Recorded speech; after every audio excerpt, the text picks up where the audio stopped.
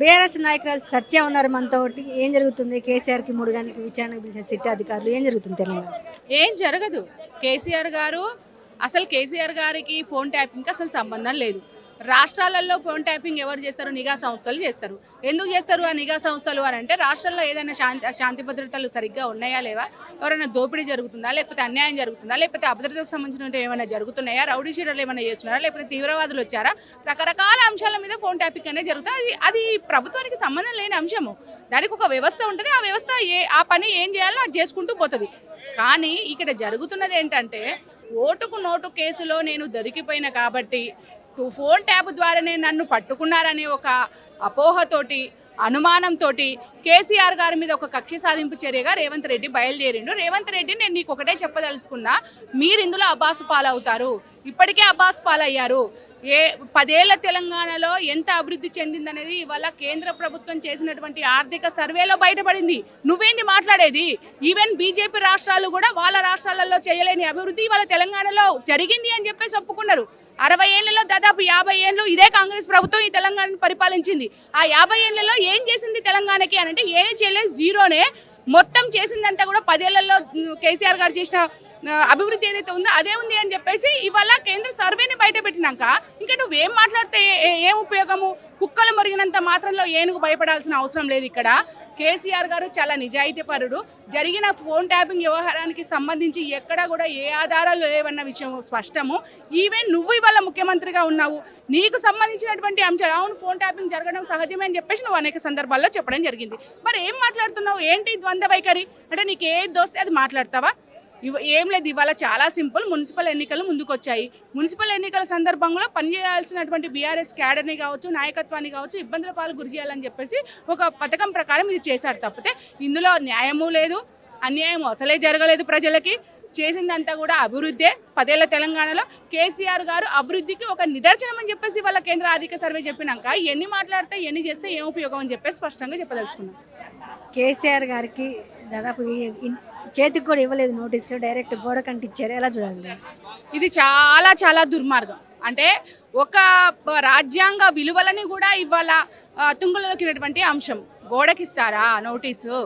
ఎవరికి ఇవ్వాలి? అంటే ఎంత బలుపు, ఎంత అంటే బలిసిన వ్యవహారం ఇది, ఎంత నియంతృత్వం! ఇట్లుంటుంది ఆ వ్యవహారం. అసలు ఒక మాజీ ముఖ్యమంత్రి ఏ సంబంధాన్ని ముఖ్యమంత్రిని అందులో ఇరికిచ్చి పైగా పైశాచిక ఆనందం పొందడం. ఉన్నది ఒక దగ్గర, అంటించింది ఒక దగ్గర. చిన్న చిన్న కేసులు అయితేనే ఇంటెలిజెన్సీ వాళ్ళు, పోలీసు వాళ్ళు, కానిస్టేబుల్స్ మమ్మల్ని వెతికి ఇంటికి వచ్చి చేతులకు ఇచ్చిపోతారండి కేసులకు సంబంధించినటువంటి సామాన్లు. అలాంటిది ఒక రాష్ట్రానికి సంబంధించినటువంటి ముఖ్యమంత్రికి ఇచ్చే వ్యవహారం ఇదా? అంటే బలుపు బాగా ఏమంటారు కదా, అహంకారంతో ఇవాళ రేవంత్ రెడ్డి గారు అవమానించి కేసీఆర్ గారిని ఆనందం పొందాలని చెప్పేసి అనుకుంటున్నారు. తెలంగాణ సమాజం చూస్తుంది రేవంత్ రెడ్డి, నీకు ఖచ్చితంగా కర్రు కాల్చి వాత పెట్టే రోజులు దగ్గరలోనే ఉన్నాయి. దానికి నువ్వు సిద్ధంగా ఉండని చెప్పేసి సందర్భంగా చెప్పదలుచుకున్నావు. కేసీఆర్ని కంపల్సరీ అరెస్ట్ చేస్తారని కాంగ్రెస్ నాయకులు అంటున్నారు. ఆ ఛాన్సెస్ అయితే ఉన్నాయా? దేనికి ఉంటాయండి? 2 సంవత్సరాల నుంచి సీరియల్ ఎపిసోడ్ లాగా నడిపిస్తున్నావు. ఒక్క ఆధారాన్ని బయట పెట్టిందా? ఒక్క ఆధారం కూడా లేకుండా కేసీఆర్ని ఎట్లా అరెస్ట్ చేస్తావు? అసలు ఫోన్ ట్యాపింగ్కు కేసీఆర్కి సంబంధమే లేదని చెప్పేసి మాట్లాడుతుంటే, ఒక్క విషయం ఇక్కడ నిజంగానే ఫోన్ ట్యాప్ చేస్తే హోంశాఖ కేంద్ర హోంశాఖ ఊరుకుంటుందా? కేసీఆర్ గారి మీద చర్యలు తీసుకోకుండా ఉంటుందా? హోంశాఖ పర్మిషన్ లేకుండా ఒక టెలిగ్రామ్ సంస్థ ఫోన్ ట్యాప్ చేసే అవకాశం ఉంటుందా? ఏం మాట్లాడుతున్నారు అసలు? లాజిక్ లెస్, రాజ్యాంగానికి విరుద్ధంగా, ప్రజాస్వామ్యానికి విరుద్ధంగా పోలీసు వ్యవస్థను చేతిలో పెట్టుకొని వ్యవహరిస్తున్నటువంటి తీరు ఇది. కాబట్టి ఏ రకంగా కూడా ఇందులో సుప్రీంకోర్టే అన్నది, అరే ఒకవేళ చేస్తే చేసిరు బై ఫోన్ ట్యాపింగ్, మీరు ఏ తప్పు చేయనప్పుడు మీకు ఎందుకు భయం అని చెప్పేసి మాట్లాడినాక ఇంకేముంటుంది అందులో? అసలు ఫోన్ ట్యాప్ వ్యవహారము కేసీఆర్కి సంబంధం లేదు. అది అరెస్ట్ అయ్యే అవకాశము లేదు. ఇది కావాలని ఒక డ్రామా, పైశాచిక ఆనందం రేవంత్ రెడ్డి పొందడం కోసం ఇది చేస్తున్నారని తెలంగాణ ప్రజలందరికీ తెలుసు.